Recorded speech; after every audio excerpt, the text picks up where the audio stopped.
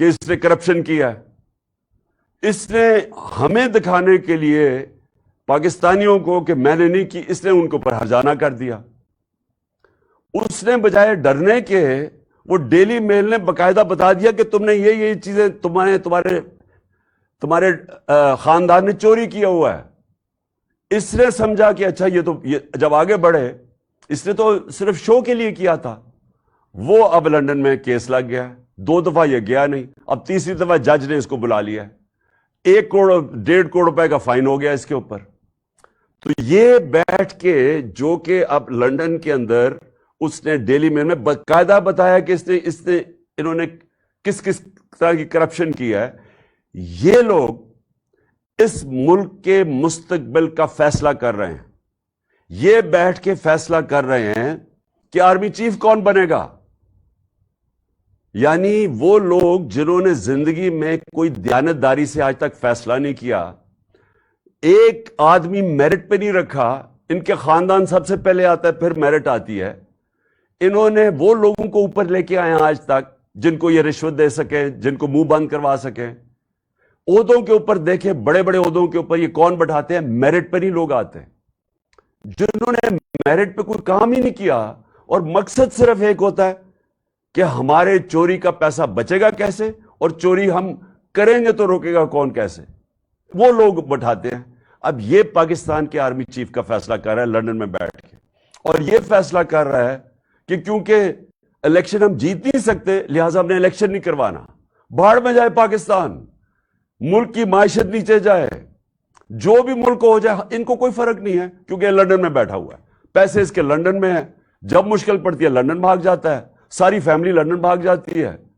ان کے لیے سب سے بڑا عذاب ہوتا ہے کہ ہمیں ای سی ایل پہ ڈال دیا۔ میں ان کو کہتا ہوں کہ مجھے ای سی ایل پہ ڈالو، مجھے کیوں نہیں ای سی ایل پہ ڈالو؟ کیونکہ میں نے باہر جانا ہی نہیں ہے، میرے باہر پراپرٹیز نہیں ہے، میری کوئی باہر بینک اکاؤنٹس نہیں ہے، مجھے کیا فرق پڑتا ہے ای سی ایل میں ڈال۔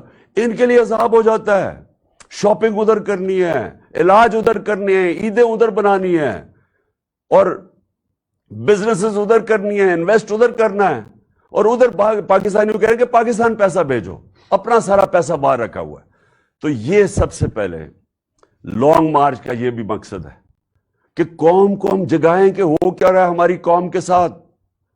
دیکھیں، ملک سمجھ جائیں، یہ پاکستان ملک 22 کروڑ کا ہے، اس کی 68% آبادی 28 سال کی عمر سے کم ہے۔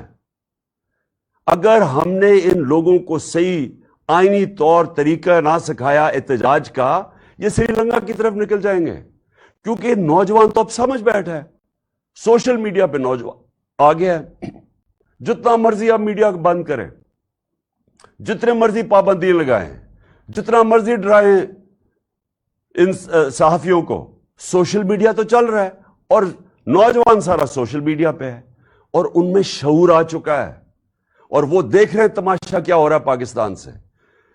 شکر کریں کہ ہم لانگ مارچ اور آئین کے بیچ میں رہتے ہوئے ہم اپنے سارا یہ جو اس عوام کا غصہ ہے وہ ہم اس طرح لے کے جا رہے ہیں، پرامن احتجاج پہ لے کے جا رہے ہیں۔ شکر کرنا چاہیے۔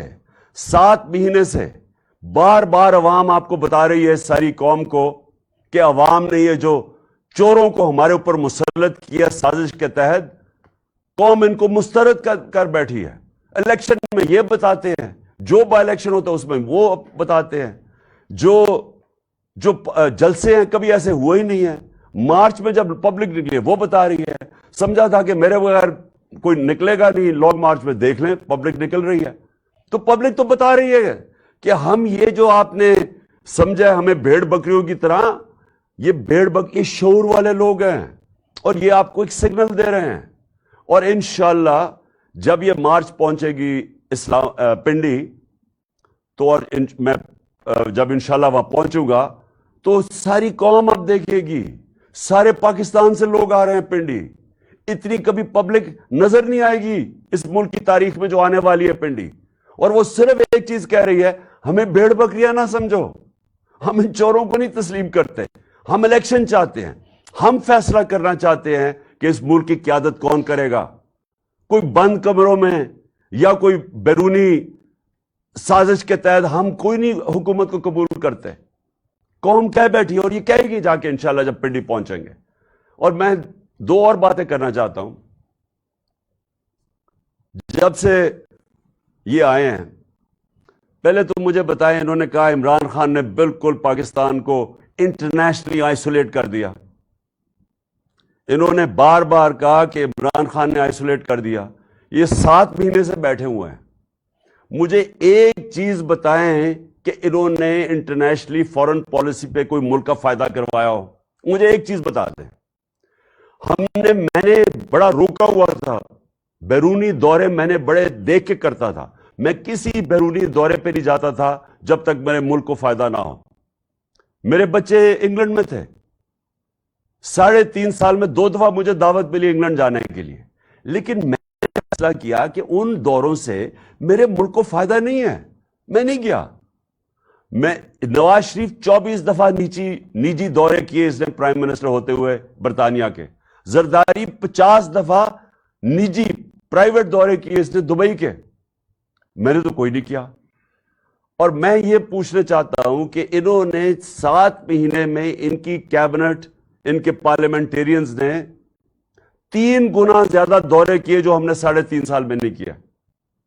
پیسہ انہوں نے خرچ کیا, مہنگے مہنگے ہوٹلوں میں یہ ٹھہرے.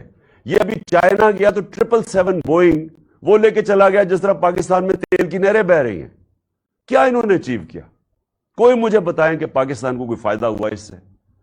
بتائیں کہ کوئی ہمارے ریلیشن شپ بہتر ہوئی. بلکہ میں آج آپ کو کہہ رہا ہوں پاکستان کا وقار دنیا میں نیچے گیا. ہمارے دور میں ہم نے اسلاموفوبیا, جو دنیا کے اندر اسلام کے خلاف جو ایک پوری مہم ہے, ہم نے اٹھائی تھی, پاکستان نے اٹھائی تھی. یونائٹڈ نیشنز میں, OIC کے اندر دنیا اکنالج کرتی تھی, مسلمان دنیا کے, پاکستان ایک کھڑا ہوا اس کے لیے. ہم نے, میرا سارا جو ہماری باقی ملک سے تعلقات تھے وہ یہ نہیں کہ میں کسی سے کوئی لڑائی کرنا چاہتا تھا, میں خوددار پالیسی چاہتا تھا, آزاد فورن پالیسی چاہتا تھا. میں وہ فورن پالیسی کے اوپر کام کر رہا تھا جس سے جو پاکستانیوں کے مفادات کے لیے ہو. میں کوئی کسی کے سامنے کوئی جھک کے اور پیر پکڑ کے میں وہ فورن پالیسی نہیں چاہتا. میں خوددار فورن پالیسی چاہتا. ہم امریکہ سے چاہتے ہیں وہ فورن پالیسی جس طرح ہندوستان کی ہے. ہندوستان کے امریکہ سے تعلقات ہیں لیکن بڑی خودداری ہے ان کے اندر. وہ اپنے لوگوں کے مفادات کے لیے کھڑے ہوتے ہیں. ہمیں وہ جس طرح ماضی میں وار آن ٹیرر میں کسی کی غلامی کبھی نہیں قبول کر سکتا. پاکستان اس لیے نہیں بنا تھا. تو خوددار فورن پالیسی کو اگر یہ کہہ رہے ہیں کہ جی ہمیں دنیا میں آئسولیٹ کیا, تو تم نے جوتے پالش کر کے کیا کیا اب تک؟ بتائیں. آپ نے لوگوں کے جوتے پالش کیے ہیں, سب کے سامنے گر جاتے ہیں, ایسے کھڑے ہوتے ہیں ہاتھ باندھ کے کہ جی میں مانگنے نہیں آیا, میں مجبور ہوں. کتنے پیسے آ گئے ہیں, کتنا فائدہ ہو گیا پاکستان کو. وہاں سے بھی بچ گیا. سارے گواہ بھی مارے گئے, 4 گواہ مارے گئے, 1 انویسٹیگیٹر مارا گیا, کسی نے نہیں پوچھا. اس کے بعد جو بھی پاکستان کے اندر اب ہم دیکھ رہے ہیں, لوگ سوال پوچھ رہے ہیں کہ ارشد شریف کا, کہ دیکھیں ارشد شریف لوگوں کے دلوں میں بیٹھ گیا جا کے, کیونکہ ساری قوم کو پتہ ہے کہ اس کو پوری طرح اس کے خلاف ہر قسم کی کارروائی کی گئی. ساری قوم نے دیکھا کہ وہ اپنے موقف پہ کھڑا رہا. وہ بار بار سچ, جو انویسٹیگیٹو جرنلسٹ ہے جس کا کام ہے رائے حق پہ کھڑا ہونا, وہ اپنے موقف پہ کھڑا رہا اور بار بار دھمکیاں ملتی گئیں. ساری صحافی برادری کو پتہ ہے کہ اس کی جان خطرے میں تھی, اس کے باوجود وہ کھڑا رہا. آخر میں ملک سے باہر گیا, اور جو اس کو قتل کیا گیا ملک سے باہر, ساری قوم کو تو اعتماد ہی اب کسی کے اوپر نہیں رہ گیا. اس گورنمنٹ کے اوپر اعتماد رہے گا جس کو وہ بے نقاب کر رہا تھا. آپ کو بتائیں کہ chairman Tehreek Insaf Imran Khan long march, ہمارے یہ آج سے 7-8 مہینے پہلے فیصل آباد کے لوگوں سے پوچھے, مجھے جو ٹیکسٹائل کے کارخانے کے جو مالک تھے مجھے کہتے ہیں ہمیں مزدور نہیں مل رہا ہے ٹیکسٹائل انڈسٹری کے لیے. جو ٹیکسٹائل کی سیلز ہوئی پاکستان کی تاریخ کے ریکارڈ ٹوٹ گئے تھے. اور پھر سے جو لارج اسکیل مینوفیکچرنگ 26% پہ بڑھ رہی تھی. اور آج وہ ذرا فیصلہ آباد سے پوچھے کہ لوگوں کے کیا حالات ہیں. آج مزدوروں سے پوچھے کہ روزگار کتنا مل رہا ہے. آج لوگوں سے پوچھ تو کون سی قیامت آ گئی 7 مہینے میں کہ سارا کچھ نیچے چلا گیا. مہنگائی پاکستان کی 50 سال میں سب سے زیادہ مہنگائی ہوئی ہے. تیل تو آج سستا ہے. ہمارے دور میں تو مہنگائی تیل کی وجہ سے تھی. بیرون ملک میں تیل کی قیمت اوپر گئی. تو آج مہنگائی کی کیا وجہ؟ ہمارے دور سے تو زیادہ سستا ہے آج تیل. ہر چیز جو مہنگی ہوئی ہے کون ہے اس کا ذمہ دار؟ اور سوال میرا یہ ہے کہ اب یہ کیا کریں گے اسے نکالنے کے لیے؟ مہنگائی بھی بڑھ گئی, بے روزگاری بھی بڑھ گئی. اس ملک کے اندر روزگار دینے کے لیے جو انڈسٹری ہے اس کے اندر بھی انویسٹمنٹ نہیں ہو رہی. وہ بھی لوگ پیچھے ہٹ گئے ہیں. بزنس مین کہہ رہے ہیں کہ ہمارے پاس کانفیڈنس, اعتماد ہی نہیں ہے, انویسٹ کیوں کریں؟ اور کیوں انویسٹ کریں گے؟ کسی کو پتہ ہی نہیں حکومت کتنی دیر چلے گی. اور وہ پوچھیں کہ جو باہر سے اوورسیز پاکستانی جو ہمیں پیسہ بھیجتے تھے وہ کم ہونی شروع ہو گئی ہیں. تو ایک طرف قرضے بڑھتے جا رہے ہیں, دوسری طرف آمدنی کم ہو رہی ہے. تو ساروں سے میں پوچھتا ہوں اس کا کیا حل ہے؟ اس کا ایک حل ہے, صاف اور شفاف الیکشن. اور میں آج اس لیے یہ مارچ والوں کو کہہ رہا ہوں کہ یہ جو جہاد کر رہے ہیں وہ اس لیے کر رہے ہیں کہ اس ملک میں الیکشن ہوں گے تو سیاسی طور پہ استحکام آئے گا. سیاسی استحکام آئے گا تو معاشی استحکام آئے گا, اور تب یہ ملک کی جو معیشت ہے وہ اٹھ سکتی ہے. اور جتنی دیر یہ کھینچتے جا رہے ہیں, الیکشن نہیں کروا رہے, کیونکہ وہ جو لندن میں بیٹھا ہوا مجرم ہے وہ ڈرا ہوا الیکشن سے, اور وہ اپنے آپ کو بچانے کے لیے وہ ملک کو داؤ پہ لگا رہا ہے, ہمارے مستقبل کو داؤ پہ لگا رہا ہے. اور یہ وقت ہے کہ ہم ساری قوم کو میں کہہ رہا ہوں کہ اس میں شرکت کریں. دیکھیں, الیکشن صاف اور شفاف الیکشن ہمیں چاہیے, اور ہمیں انصاف چاہیے.